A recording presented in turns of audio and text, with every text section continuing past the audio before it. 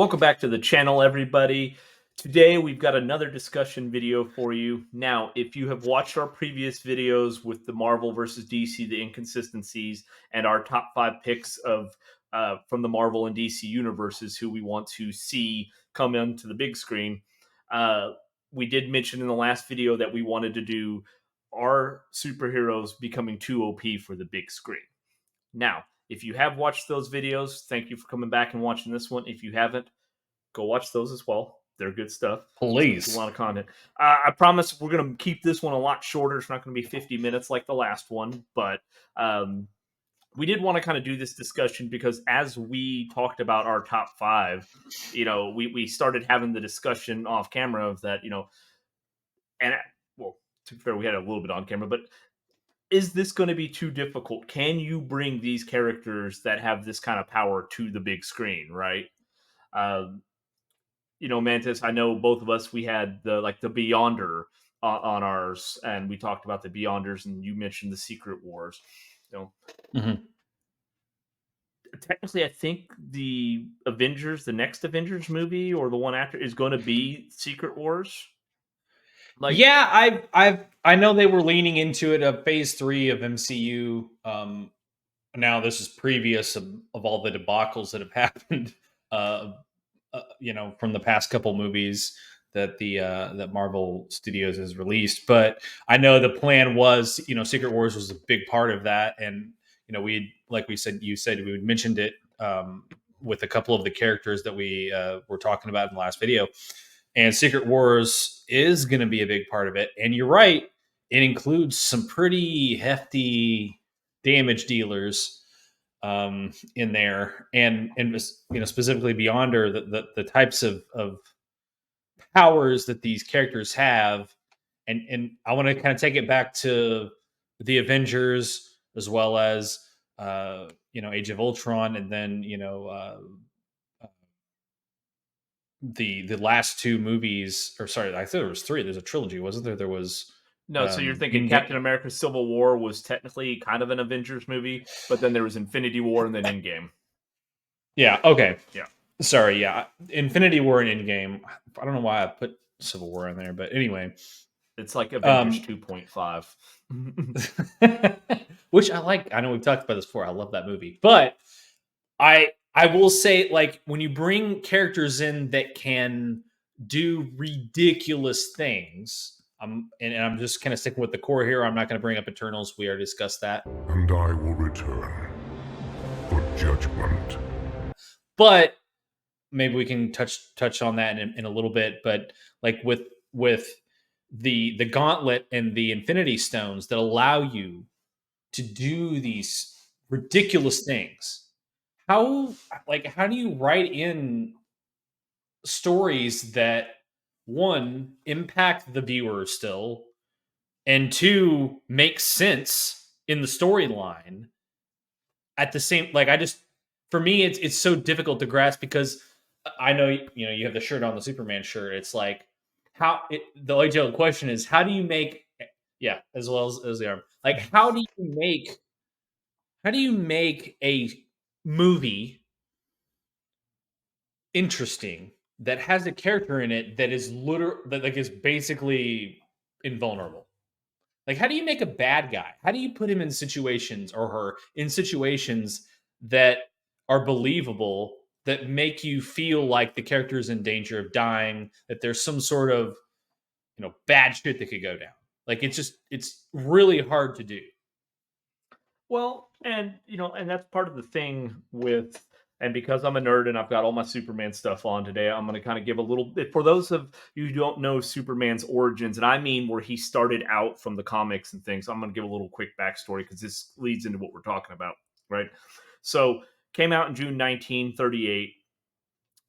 He could not fly then, right? That was not a thing. He was able to leap tall buildings in a single bound. He was more powerful than a locomotive, which they do. And then they do a great reference to that in the Shazam movie, when he's like, leap tall buildings, single bound, and then he jumps into the skyscraper and all that. Mm-hmm. Single bound. And then he was faster than a speeding bullet. He couldn't fly at almost the speed and run at the speed of light. He wasn't like, able to move the planet. And, his powers have grown throughout the years. The only reason why he gained flight was there was a 1941 animated movie that came out, The Mad Scientist. It's like 8-10 minutes long. It was animated, so at the time it was easier to make him fly around and move him up and down on the screen than it was to make it look like he was leaping everywhere.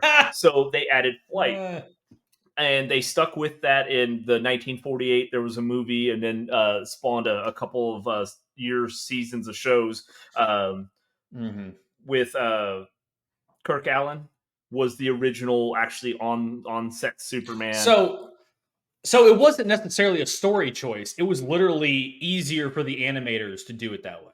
Like, it wasn't a conscious choice. Correct. It was easier for the animator. You got to figure 1941. You're trying to make an animated film. It was easier to write in that he learned to fly than just say this. So yeah, it wasn't like that. But now his powers have continued to build so much over the years that you've got Superman Prime, Superman 1,000,000. There's the Superman where there's several of the DC animated films, the Superman 1,000,000, Superman All-Star, where Lex tricks him into going too close to the sun, and he absorbs so much solar radiation that he's gonna die. But as he's dying or gets closer to death, he gets stronger and stronger every day because he's got so much solar radiation. You've made him too powerful now. There's not a good bad guy you're going to put up against him without causing massive destruction, which people in the Superman realm have shown that they don't like that, apparently. So, yeah, it's how do you make it interesting? Now, I will say this for DC versus Marvel. You have a lot more, I would say, grounded villains, because you have his main villains are going to be Brainiac, Darkseid, and Doomsday. Right now, other than how they portrayed him in Batman v Superman, Doomsday's always he's been bigger, but he's not like 3 stories tall like they tried to make him. Right. So all of his villains, all of his villains are relatively just larger humans, except Justice League War did have him monstrous. But again, take that out of it. And they're people. They may be aliens, but I mean, it's a people scale. Whereas when you're moving into where Marvel's going right now with the Celestials and the Beyonder stuff, you're moving so far outside the realm that it's not grounded anymore. And it's that. That's a good point. I want to kind of stop you there because I mean, correct me if I'm wrong. And in DC, I'm taking the animated kind of stuff out of it. Let's just focus on the movie aspect of this, because clearly that's the big screen in the title of this video. Has DC gone into that realm of, the gods and the time benders and that type of interdimensional play, that of those types of characters and comic book heroes? I know, aside from like Dr. Fate, I don't want to kind of bring him out of it, but when you get into the Marvel side, you're right. Like, there's a stark contrast of the type of characters and the power level and the expanse that Marvel Studios has introduced as opposed to DC. So, and don't roast me in the comments if you don't agree. Leave it down there if who you think is. But for me, probably I think the most powerful character that we've seen come on to, let's just keep it in movies or TV, so the big or small screen, but not animated, was in the Arrow crossover when he becomes the Spectre. Some might call me a ghost. A specter. That's probably the last episode of the Arrow series, or is it second to last or last episode? Third to last. So that was in episode 8 on okay. And then they did 9 and 10 where he wasn't in it until the very end of 10. Right. Spoiler alert. Should have said that before. Sorry, guys. I might put chapters in there to cut that. But yeah. So the Spectre, because he's DC's the living tribunal. Really, he comes into play. He's God's judgment and wrath, basically, the Spectres. And when I say God, I mean like the presence, the actual God, not, like of the DC world. He's about the strongest character that we've seen come in, other than, like I said, maybe if you count Lucifer, but you don't really get to see his power in the TV show Lucifer. But as far as movies, Right. absolutely, Darkseid's probably the strongest you've seen on film thus far. Hmm. Um, And he's not. He's. I wouldn't even consider him like a god. Like he's just like really powerful. Like he's just an alien. Like Well, really he's powerful technically in alien. the new Right. gods, right? So there's the old gods, the Zeus and all them. He's part of the new gods, and actually, so was Steppenwolf, because Okay. Yeah. the everybody. If you don't know, obviously, Steppenwolf was actually Darkseid's father. So again, It's kind of really strange how the the movies power portray dynamic that shifted relationship. there. Yeah, Yeah. you don't know that in the movies. If you just watch them, Yeah. you're just like, okay, this is his lackey. So but Yeah. DC, because even with Brainiac, right? Brainiac is this, the brain interactive construct that takes over worlds, and this. It's still, I think, on a more, because most of the time, like in Smallville and things, he's been portrayed as like a computer virus at first, and then even in the Krypton, you see him in his full form, but mainly it's his ship. Um, it's Yeah. still a And little that more was grounded in reality, right? Where you got planet-sized people coming into the Marvel universe, right? that. It, Yeah. it's a little harder to digest. Plus, and I think this is kind of the bigger thing, and I want to get your thoughts on this, Mantis. Is so you introduce the Celestial, you introduce Erisham in the Eternals, and yeah, but you see a couple of those, but he's the main one. Mhm. So you see Right. Erisham, the Judge, and he, like, you didn't see any Avengers in that movie, anything. Like, none of the Avengers would have been able to do a damn thing to Arishem. He could have That's wiped Earth out with a thought. that's Is my point. Are you Like making? Does that make all of your movies up to that point irrelevant? I kind of want to attribute it to the same, and you're exactly right, because it's like, I don't know. I'm sure many of the people that watch this video, I'm sure you've played an RPG before, right? And I used to play MMORPGs all the time. And you had zones. Like I was a big WoW player early in the days. You had zones like, well, this area is level 1 to 10, right? So, you knew you were there in that level. And if you were in that level area zone and you were within 1 to 10, you were fine. Like most of those enemies in the area, you'd be fine with. But if you went to the other areas, then you just be, insta killed. It'd be, you just don't go over there. However, once you get to like level 20 or 30, and you kind of like, I'm gonna go see what's in that old zone, right? Man, you just end up one shotting people. Like those things don't matter anymore. It's like you don't even go over there. Who cares? Like I kind of feel part of me wants to believe if if they go sci-fi with it, I'm kind of talking MCU now. If they go sci-fi with it, because it does feel very science fictiony, right? To me, like I know as much as you want to feel comic booky with Guardians of the Galaxy, man, the only thing that really makes it comic booky is quite honestly the humor. The rest of it is so sci-fi. You could tell me it's a sci-fi flick, and I'd be like, oh yeah, I mean, when you So start, the talking raccoon doesn't do anything for you as far as comic booky. yeah. I mean, it is kind of, but again, I mean, we've seen weirder things in sci-fi flicks. Like, it's not that far fetched. I think it's the scale that makes it feel that way, and the space stuff,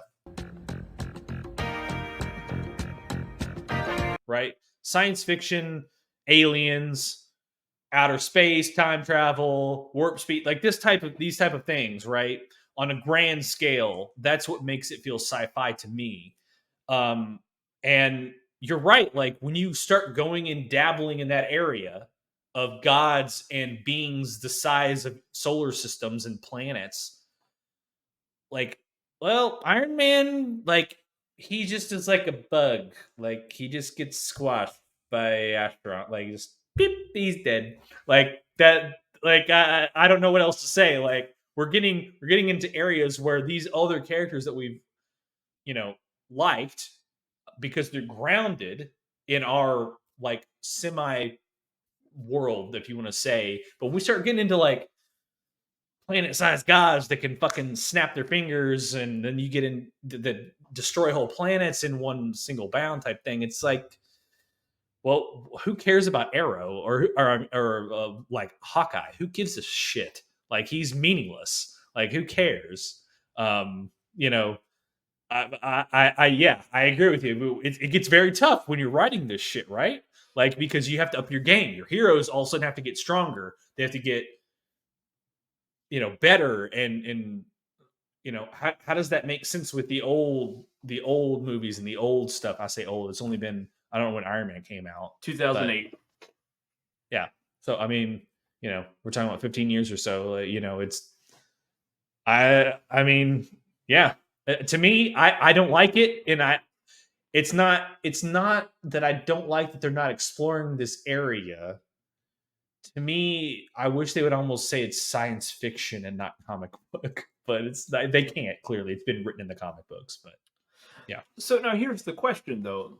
Well, I say the question. Yet another of the questions with this is though is how do you, because once you release, let's say you do a movie that's like they were talking about potentially doing Eternals 2. Now I think with its poor reception and everything else that Marvel and Disney's going through, and money loss, I don't know that they're going to. I haven't heard any more on it. Let me Mhm. know down below if there's a link or something you want to I have it, you yeah. want to post in there. But I haven't seen any more on Eternals 2. Um, so let's say you did a movie with the Celestials or things like that. Are you going to want to the very next movie see another Hawkeye movie, or like because you just went to these ultimate powerful beings that were there at the creation of the original universe? I mean, the first firmament made the Celestials. Um, are you going to want to see a movie about a guy with a bow and arrow after seeing that, or do you separate? I don't want to say separate universes, but keep your spacey guys like the Yeah. Celestials, Galactus, and them, keep them away from the basic regular MCU and almost make it like two separate directions. I feel like that's That's the only way you're going to do that, right? yeah, again, I agree. If it was me making that, because really does belittle your characters, in my eyes. Like because you make a good point. If I see, let's say, Eternals 2 comes out and I see this awesome, like massive world type stuff going on and crazy shit, right? And the next movie they bring out is Hawkeye something or other, or Black Widow something or other, and they're fighting humans, maybe super soldiers or whatever, and they've got some bows and arrows and some cool little techie stuff. I'm just like, yeah, in the grand scheme of things, this doesn't make. I really don't give a shit, right? Like, I mean, it's actiony, okay, yeah, I guess that's cool, but it doesn't like if we're talking in the same timeline, same universe, what the fuck does this matter? Right. I Like, want to who see a progression cares? of this, right? I want to see the Yeah, progression of where we going space, because it was on my list for Marvel. Actually, it was on yours as well too. I want to see Galactus at some point, right? I want to see that yeah, stuff come into play. So it's like, yeah, I don't want to see a sequel to Black Widow. I'm sorry, no offense, but like, yeah, to be fair, I didn't see the first one, but like I don't want to see that. yeah. Like I don't want to see these. I want to see, okay, if we're gonna go this route, you got to lean all the way into it. Now, Yeah, and I agree. I think a good play, like you mentioned, keep it separate, right? Like I feel like that would be safe. It would be okay so if it's separate. You know, if you go to IMDb right now, uh, Avengers: Secret Wars is slated for 2027. Now, for anybody who knows, and this is gonna, it won't be spoilers because fuck, you should have already seen the movie by now, but they have taken liberties with the comics when they're making these adaptations into movies. Like with sure. Captain America Civil War in the comics, he dies, Captain America dies, Steve Rogers dies in Civil War. Okay. And then he's actually replaced by Bucky Barnes first, not Falcon. Again, they took liberties with all that. They kept him alive because he's such a popular character. All that other stuff. Okay, so they did that with the Infinity Saga. Obviously, the reason why Thanos was getting the stones is different than they did in the comics. So I wonder if they're going to do Secret Wars different than in the comics. So Secret Wars came out in 1984, and there's a Secret Wars 1, 2, and 3. I believe there's three. I don't. There I might be don't more. know. Correct me if I'm wrong, but I'm pretty sure there's three. They all involve the Beyond. Okay. again, way up here in power scale. So you would have to be leaning into that direction. Now, I do think that's a good tie-in to bring your super, like, let's say you maybe release an Eternals 2 in between then or something else, Mm-hmm. and then you have a tie-in. So, like, this really ultra powerful guy's like, hey, here's my little toys, my action figures. I'm going to put you in this battle world, let you fight Right. it out. Maybe do something like that where he's kind of sitting back. Again, he's the shadowy figure up there, like, oh, like, That's maybe. what I'm saying. Like we talked about this before when we're talking about the presence or the one above all. Like if you're gonna bring someone like that in, you almost have to play it like they're kind of in the back. You didn't really know they were doing it. They're just kind of. And again, I'm gonna kind of bring in. I'm a big Supernatural fan, and if you are a Supernatural fan, you know who Chuck is. Does Kunu have some like cool Hawaiian meaning? It means Chuck. And Chuck was kind of I don't want to ruin it, but he was God basically. And, well, he was God, and he played in the story, but you didn't know he was God when he was in the show until like closer to the end of the series.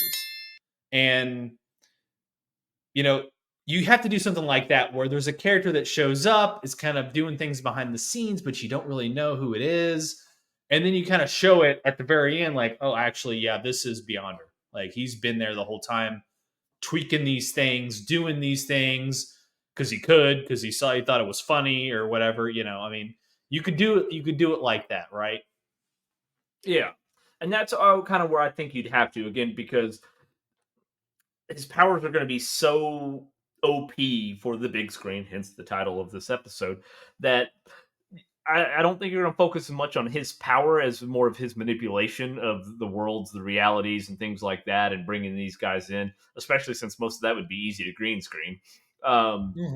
So I kind of feel like that's where they're going to go with Secret Wars, is do something like that. Again, he'd be the shadowy figure that you don't really realize is behind it. Hell, he maybe be doing it from another fucking his own universe, right? The one that's there for Beyonder. Like you don't and you barely get to see. It could be a thing where they did the Avengers at the end of the Avengers, right? In the end credit scenes where you see Thanos is to court death.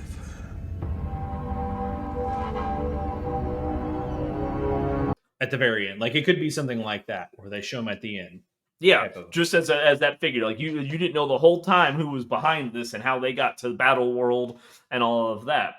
And again, I feel like that's what you'd have to do. Where again, DC, if you just make a good movie, your bad guys are so well written, but they're also, like I said, they're grounded more in reality, where you're not going to have the same problem that Marvel does. No, they don't. Yeah, you're right. Like the we say this all the time. As many movies as they have, and I haven't really counted them up. How many DC movies recently in the past? Let's just say 15 years, as opposed to the MCU. How many movies they've had in the past 15 years? And DC has so much more room to put good stuff out there, especially with their villains. I know we said this before.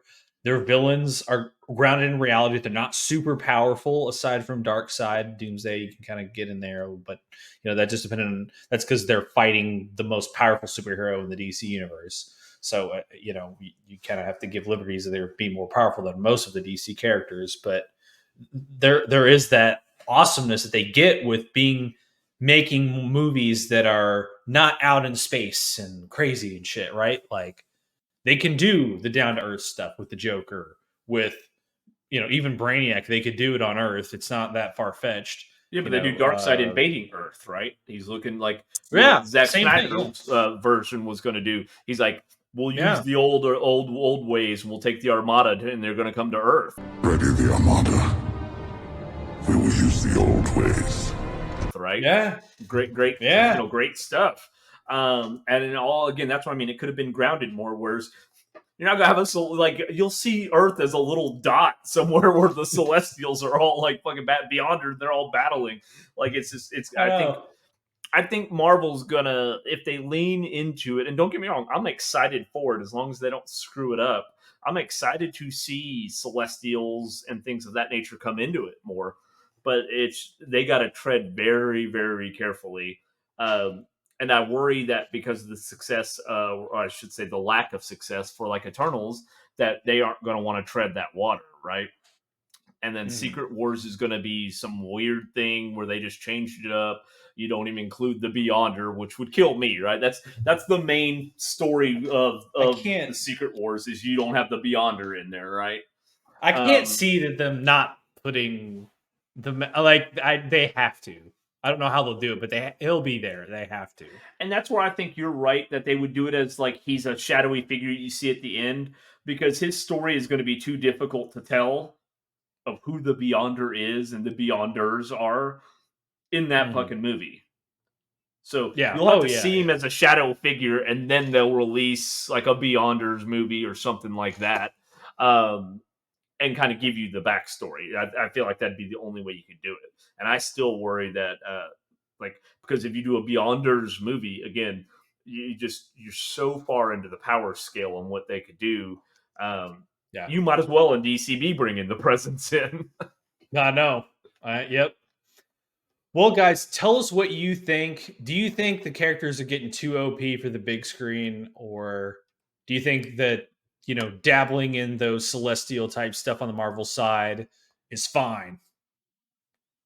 Yeah, because um, we've got another couple of videos coming out here with a few more discussions, and one of them has to do with the rebooting of the universes, both on the Marvel side and the DC side, and some thoughts we have on that, as well as just how many more reboots are we going to deal with, right? So. If you made it with us here, I told you we promised we'd keep this one a little bit shorter. Definitely consider giving this video a like, subscribing if you like this content and you want to see more of it, and then let us know down in the comments what you thought about that, as well as again, what you think about this topic here, and if they're getting too OP to be outside of cartoon and comic books. And Mantis, do you have anything else before we sign off? I'm good. All right, guys, we will see you next time. Thanks. Later.